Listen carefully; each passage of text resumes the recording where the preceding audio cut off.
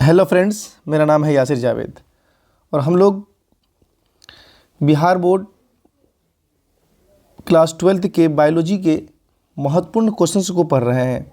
जैसा कि हम लोगों ने पिछले लेक्चर में जीवों में जनन को पढ़ा, जिसमें हम लोगों ने उसके वस्तुनिष्ठ और लघुत्तरीय प्रश्न को सॉल्व किया। उसी तरह हम लोग आज पुष्पी पौधों में लैंगिक जनन के मोस्ट इम्पॉर्टेंट वस्तुनिष्ठ प्रश्न और मोस्ट इम्पॉर्टेंट लघु उत्तरीय प्रश्न को सॉल्व करेंगे। तो ये गेस क्वेश्चन भी है एक तरह से, और एक तरह से जितने भी एग्ज़ाम्स हुए हैं बिहार विद्यालय परीक्षा समिति से उससे निकाल करके निचोड़ निकाल करके आज हम लोग इसके क्वेश्चंस को सॉल्व करेंगे। तो चलिए हम लोग स्टार्ट करते हैं, देखते हैं कि पुष्पी पौधों में लैंगिक जनन से बिहार विद्यालय परीक्षा समिति ने किस तरह के क्वेश्चंस पूछे हैं और कौन कौन से क्वेश्चन आने की संभावना है। तो चलिए स्टार्ट करते हैं। जैसा कि हमारा पहला क्वेश्चन है, निम्नलिखित में से कौन सा लघु बीजाणुधानी का हिस्सा नहीं है। तो हम लोगों ने पढ़ा था कि लघु बीजाणुधानी जो होते हैं, जो उसमें क्या होते हैं, एक स्ट्रक्चर होते हैं जिसमें क्या होते हैं, क्या टपेटम भी होते हैं, बाह्य त्वचा भी होते हैं, अंतर त्वचा भी होते हैं। दैट मीन्स कि इंडोडर्मिस में होते हैं, एपिडर्मिस भी होते हैं। दैट मीन जिसको हम लोग बोलते हैं पोलन ग्रेन। क्या बोलते हैं? पोलन ग्रेन के बारे में बात किया जा रहा है। तो पोलन ग्रेन में जो पाए जाते हैं वो अंतस्थीसियम भी पाए जाते हैं, तो ये नहीं होगा। टपेटम भी पाए जाते हैं, ये भी नहीं होगा। बाह्य त्वचा भी पाए जाते हैं, ये नहीं होगा, ये भी नहीं होगा। लेकिन यहाँ मतलब ये सारे क्या है, लघु बीजाणुधानी के हिस्सा हैं। लेकिन यहाँ जो क्वेश्चन है कि क्वेश्चन जो पूछ रहा है कि कौन है इसमें से जो लघु बीजाणुधानी का हिस्सा नहीं है। तो हमारा ऑप्शन क्या हो जाए? बीजांड द्वार। बीजांड द्वार जो है ये हिस्सा होता है किसका? ये बीजांड द्वार होता है ओव्यूल का हिस्सा होता है। तो इसलिए क्या होगा? ये नहीं होगा। इसलिए इसका आंसर क्या होगा? आंसर नंबर डी सही होगा, क्योंकि हम लोगों को पूछा कौन लघु बीजाणुधानी का हिस्सा कौन नहीं है। इसलिए इसका आंसर क्या हो जाएगा? Answer number D. और हमारा दूसरा क्वेश्चन ये है कि आवृत बीजी पौधों में निम्नलिखित में से किस कोशिका के विभाजन के पश्चात दो नर युग्मक बनते हैं। तो जैसा कि हम लोगों ने पढ़ा है कि जो भी होता है, एक कायिक कोशिकाओं में ऐसी कोई चीज़ें देखने को नहीं मिलती है कि मतलब विभाजन के बाद दो अलग अलग नर युग्मक बन जाए, मतलब मेल गैमेट का फॉर्मेशन हो जाए, दो मेल गैमेट। लघु बीजाणु से में भी नहीं होता है लघु बीजाणु मातृत्व कोशिका नहीं होता, लेकिन जनन कोशिका जो होती है जिसमें भी कौन रिप्रोडक्टिव सेल्स जो भी होते हैं, रिप्रोडक्टिव सेल्स क्या करते हैं? रीजेनरेट करके विभाजन करके दो नर युग्मक, दो मेल गैमेट का फॉर्मेशन करते हैं। ठीक है, ठीक। हमारा आप अगला क्वेश्चन क्या है? निम्नलिखित से कौन सा अंड समुच्चय से नहीं जुड़ा है। निम्नलिखित में से कौन ऐसा है जो अंड समुच्चय से नहीं जुड़ा हुआ होता है। तो इसमें हम लोगों ने पढ़ा है कि जो प्रतिवेशांता कोशिकाएं होती, प्रतिवेशांत कोशिकाएं जो होती वो क्या होती? वो अंड समुच्चय से नहीं जुड़ा हुआ होता है। ठीक है, इसलिए हमारा आंसर क्या हो जाएगा? Answer number C is correct. ठीक है, अगला है घास के बीज के परसलक या स्कूलेटम को क्या कहते हैं? घास के बीज के परसलक या स्कूलेटम को हम लोग क्या बीज पत्र के नाम से जानते हैं? क्या जानते हैं? बीज पत्र के नाम से जानते हैं। इसलिए यहाँ हम लोग लिख सकते हैं, यहाँ पर बी होगा। क्या होगा? इसको हम लोग बीज पत्र के नाम से जानते हैं। ठीक है, अगला क्वेश्चन। हमारा अगला क्वेश्चन क्या है? तो टपेटल कोशिका दर्शाती है। टपेटल कोशिका क्या दर्शाती है? जैसा कि हम लोगों ने पढ़ा है कि टपेटल कोशिका मतलब दर्शाने का मतलब है कि किस चीज़ से विभाजित होकर के टपेटल कोशिका का निर्माण होता है। तो हम लोगों ने पढ़ा एंडोमाइटोसिस कोशिका जो होती है, इंडोमेट्रियम, वो क्या होती है? वो विभाजन करके टपेटल कोशिका का निर्माण करता है। इसलिए क्या होगा? Answer number C will be correct. क्या होगा? एंडोमाइटोसिस में क्या होगा? टपेटल कोशिका का विभाजन होकर के टपेटल बनेगा। ठीक है, अगला क्वेश्चन देखिए, गुरु बीजाणु मात्र कोशिका से क्या बनता है? गुरु बीजाणु मात्र कोशिका से क्या बनता है? हम लोगों ने पढ़ा गुरु बीजाणु मात्र कोशिका मतलब गुरु बीजाणु का मदर सेल है, तो उससे क्या गुरु बीजाणु ही बनेगा। तो इसका answer number C will be correct. एकदम सिंपल क्वेश्चन है। सातवां क्वेश्चन है कि पुष्प पौधों में नर युग्मक का निर्माण किसके विभाजन से होता है? पुष्प पौधों में जो होता है जनन कोशिकाओं के विभाजन से क्या होता है? नर युग्मक का क्या होता है? नर युग्मक का निर्माण होता है। मतलब क्या होता है? रिप्रोडक्टिव सेल्स जो होते हैं वो डिवाइड करके क्या करते हैं? नर युग्मक का फॉर्मेशन करते हैं। ठीक है, किसका रिप्रोडक्टिव सेल से किसका करता है, नर युग्मक का, मतलब मेल जायगोट का फॉर्मेशन करता है। ठीक है, आठवां क्वेश्चन क्या है, जीव जयांग में स्त्री केसर एक दूसरे से जुड़े होते हैं तो क्या कहलाते हैं। तो हम लोग उसको युक्तांडपी कहते हैं, उसको हम लोग क्या कहते हैं, युक्तांडपी के नाम से जानते हैं। जो भी जयांग में जो स्त्री केसर जब एक दूसरे से जुड़े होते हैं उसको हम लोग युक्तांडपी के नाम से जानते हैं। अगला क्वेश्चन है, इमैस्कुलेशन किससे संबंधित। इमैस्कुलेशन हम लोग किससे संबंधित पढ़ते हैं, इमैस्कुलेशन संबंधित है संकरण से। क्या होता है कि जब किसी भी जो रिप्रोडक्टिव पार्ट है, मेल रिप्रोडक्टिव पार्ट है, उसको क्या कट कर दिया जाता है, उसको मतलब ये कट करके हटा दिया जाता है, तो उसको हम लोग क्या बोलते हैं, इमैस्कुलेशन कहते हैं। मतलब एंथर को हटा दिया जाता है, तो उसी को हम लोग क्या कहते हैं, इमैस्कुलेशन कहते हैं। और इमैस्कुलेशन किससे संबंधित है, संकरण से संबंधित है। ठीक है, हमारा अगला क्वेश्चन क्या है, देखें, निम्नलिखित में से किसका पुष्पासन खाया जाता है। हम लोगों ने पढ़ा है पुष्पासन किसका खाया जाता है, सेब का खाया जाता है। किसका पुष्पासन खाया जाएगा, जो क्या फ्रूट होंगे, जो फॉल्स फ्रूट होंगे, जो कौन होंगे, फॉल्स फ्रूट जो भी होंगे उसका पुष्पासन क्या करता है, खाया जाता है, फॉल्स फ्रूट का। ठीक है, इसलिए क्या सेब क्या एक तरह का फॉल्स फ्रूट है, उसका पुष्पासन खाया जाता है। ठीक है, 11वां क्वेश्चन, निम्नलिखित में किसका बीज चोल खाया जाता है। हम लोगों ने पढ़ा है कि जो लीची होता है, लीची का बीज चोल हम लोग खाते हैं, इसलिए कहते हैं एरिल। एरिल क्या होता है, उसका हम लोग पढ़ेंगे कि जो बीज, जिसको हम लोग लीची, मतलब जो हम लोग लीची में पढ़ते हैं कि लीची का बीज चोल खाया जाता है। ठीक है, अगला क्वेश्चन क्या, पराग भित्ति होती है। पराग भित्ति किसको बोलते हैं, पराग भित्ति कहने का मतलब है क्या कि जो परागकण होते हैं, परागकण का जो स्ट्रक्चर होता है उसमें दो स्ट्रक्चर होता है, एक इंटरनल, एक्साइन और इंटाइन। ठीक है, एक एक्सटर्नल स्ट्रक्चर और एक इंटरनल स्ट्रक्चर, मतलब उसको कितना स्तरीय होंगे, ये 2 स्तर के पाए जाते हैं। इसलिए हम लोग क्या बोलेंगे, जो पराग भित्ति जो होती है वो क्या होती है, 2 स्तर के पाए जाते हैं। ठीक है, चलिए हम लोग अगला क्वेश्चन हम लोगों का है, अगला क्वेश्चन क्या है, वेलिसिनेरिया के पुष्प है। वेलिसिनेरिया के पुष्प क्या हम लोग कहते हैं, वेलिसिनेरिया जो है बेसिकली क्या है, वाटर वाला प्लांट है। तो वेलिसिनेरिया में क्या होगा, वेलिसिनेरिया के जो पुष्प होते हैं वो क्या होता है, जल परागित होता है। क्या, जल के द्वारा परागन किया जाता है उसमें। क्या वो इसलिए बोलेंगे क्या, वेलिसिनेरिया के जो पुष्प है वो जल परागित है, जल के द्वारा ही उस पौधा का परागन होता है। ठीक है, अगला क्वेश्चन है कि निम्नलिखित में से किस पौधे की प्रजातियों में बीज का उत्पादन असंगजनन द्वारा होता है। तो हम लोगों ने पढ़ा है कि जो घास होते हैं, घास के पौधे में अक्सर ये चीज़ बोलते हैं, उसमें जो उत्पादन होता है बीज का असंगजनन के देखने को मिलता है। तो घास किसमें है, तो घास इसमें बेसिकली इसमें है। तो हम लोग यहाँ घास अगर हम की बात करें तो इसकी घास के और किसी में नहीं है, तो यहाँ पर इसका साथ में एक चीज़ और जान लेंगे, एस्ट्रेसिया का जो पौधा होता है और घास का पौधा होता है, ये दोनों का पौधा जो है क्या होता है, असंगजनन के द्वारा उत्पादित होता है। ठीक है, अगला क्वेश्चन क्या, अनुन्मीलिय परागन वाले पौधे निश्चित रूप से होते हैं। अनुन्मीलिय परागन वाले पौधे बेसिकली निश्चित रूप से क्या होंगे, स्वपरागन के होते हैं। किस तरह के होंगे, स्वपरागन के होंगे।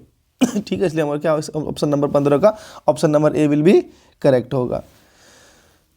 ठीक है, क्वेश्चन नंबर 16 क्या, भ्रूण कोश की सेंट्रल कोशिकाएं होती है। भ्रूण कोश की सेंट्रल कोशिकाएं कैसी होती है, भ्रूण कोश की सेंट्रल कोशिकाएं जो होती है वो होती क्या, सेकेंडरी न्यूक्लियस। मतलब भ्रूण कोश जब का फॉर्मेशन होता है, जब ये मतलब यहाँ जाकर के जब भ्रूण कोश का निर्माण होता है, यहाँ पर जिसका सेकेंडरी न्यूक्लियस होती है उसका 2 केंद्रक पाए जाते हैं। कितना केंद्रक, 2 केंद्रक पाए जाते हैं। हम लोग उसको बोलते हैं सेकेंडरी न्यूक्लियस के नाम से जानते हैं। ठीक है, क्लियर। अगर इंडोस्पर्म की बात, मतलब इंडोस्पर्म जो कोशिकाएं होती है तो वहाँ पे कैसा होता है, सेकेंडरी न्यूक्लियस 2n के स्टेज में होता है, लेकिन दोनों क्या होता है, मतलब वहाँ 2 न्यूक्लियस, जो वहाँ क्या होता है, 2 ठो न्यूक्लियस पाया जाता है। एक कोशिका होती है, एक कोशिका में 2 न्यूक्लियस पाए जाते हैं, इसीलिए बोलते हैं द्वितीयक केंद्र। ठीक है, अगला क्वेश्चन क्या है, निम्नलिखित में से किसमें जल परागन होता है। तो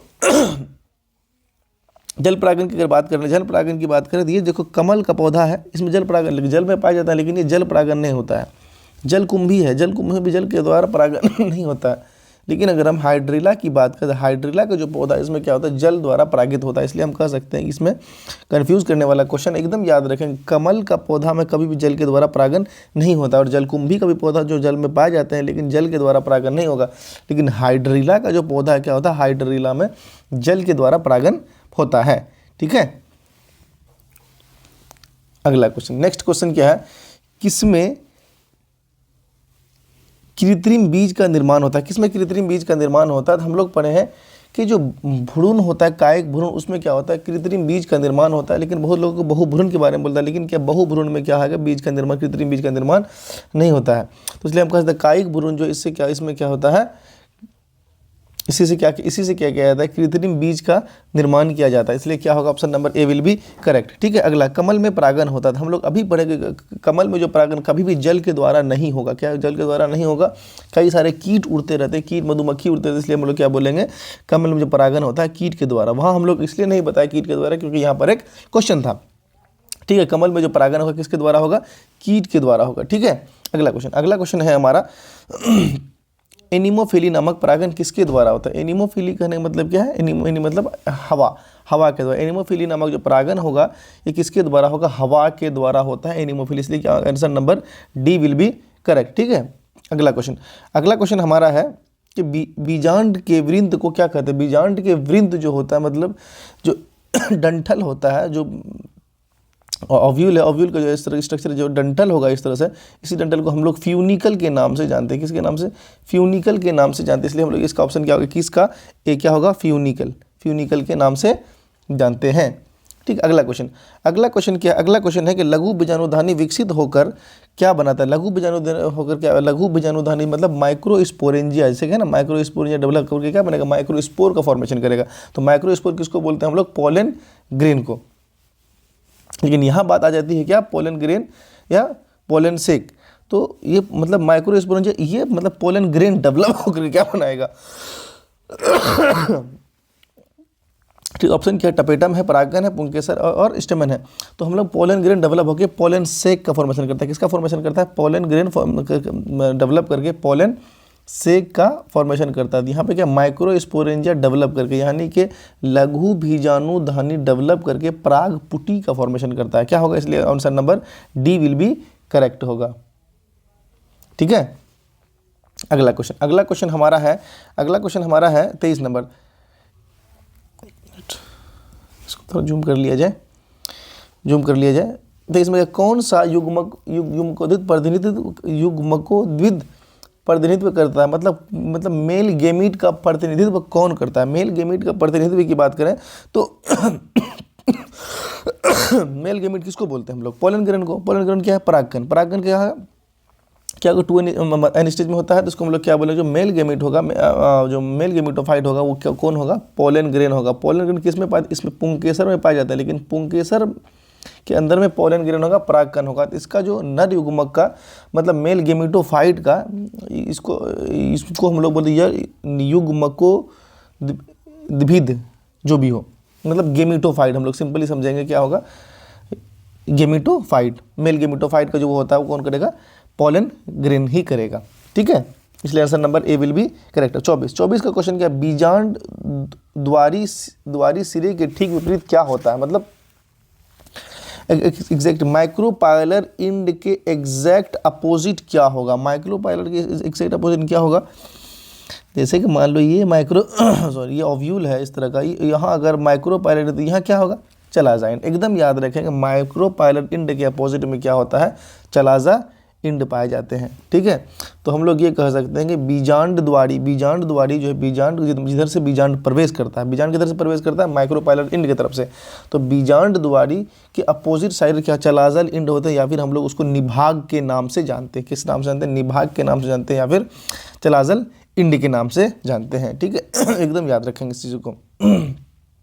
अगला क्वेश्चन हमारा है, मादा युग्मकोद्भिद का दूसरा नाम क्या है। मतलब ये कह रहा है कि जो फीमेल गेमिटोफाइट, यहाँ हम लोग क्या पढ़े थे, तभी मेल गेमिटोफाइट के बारे में पढ़े थे।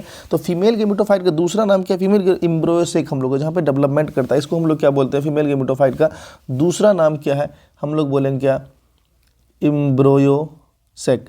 ठीक है, अगर ऑप्शन नहीं, ऑप्शन देखें नीचे में क्या है, ऑप्शन कहीं एम्ब्रियोसेक, हाँ ऑप्शन नंबर सी में क्या लिखा, एम्ब्रियोसेक या भ्रूण कोश के नाम से जानते हैं। तो मतलब फीमेल गेमिटोफाइट जो है, फीमेल गेमिटोफाइट का दूसरा नाम क्या है, एम्ब्रियोसेक, क्योंकि यहीं से फीमेल गेमिटोफाइट जहाँ डेवलप करता है, क्या बोलेंगे इसको, फीमेल गेमिटोफाइट का दूसरा नाम क्या है, एम्ब्रियोसेक है। ठीक है, अगला क्वेश्चन क्या है हमारा 26वां नंबर। हाँ, 26वां नंबर हमारा क्वेश्चन है कि प्राथमिक भ्रूणकोश कोशिका निम्नलिखित में से किसमें विकसित होती है, मतलब primary endosperm cell. Primary endosperm जो सेल जो होता है वो किसमें विकसित होती है, किसमें, इंडोस्पर्म। मतलब प्राइमरी इंडोस्पर्म सेल है तो इंडोस्पर्म में ही विकसित होगी ना। भ्रूणपोष कोशिका, प्राथमिक भ्रूणपोष कोशिका किसमें ही, इंडोस्पर्म में विकसित होती है, इसलिए option number B is correct. क्या, ठीक है। नेक्स्ट क्वेश्चन क्या है, किस फल की सबसे बाहरी परत को, किसी फल के सबसे बाहरी परत को हम लोग क्या कहते हैं, किसी फल के सबसे बाहरी परत को हम लोग किसका नाम से जानते हैं, मतलब बाहर है तो बाहर होगा, बाह्य मतलब बाहर, बाहर मतलब बाह्य, की बात है, मिला जुला के इधर से बोलें तो क्या होगा, बाह्य फल की भित्ति। कोई फल है, उस फल की बाह्य भित्ति को हम लोग क्या बोलते हैं, बाह्य फल भित्ति या मेसोकार्प के नाम से जानते हैं, ठीक है। अगला क्वेश्चन क्या हम लोगों का अगला क्वेश्चन क्या, 32 परागणों के निर्माण है तो कम से कम कितनी लघु मातृ कोशिकाओं की आवश्यकता होती है। ये क्वेश्चन बोर्ड में भी पूछा गया और पिछले एक सेंटअप एग्जाम में भी पूछा गया। तो कितना होगा, हम लोगों ने निकाला था, कितना होगा इसमें, 8 होगा। कितना होगा, 32 परागणों का निर्माण करने के लिए 8 को कम से कम क्या था, 8 को मदर पोलन सेल्स का फॉर्मेशन होना जरूरी होती है, ठीक है। इसलिए क्या होगा, option number B will be correct.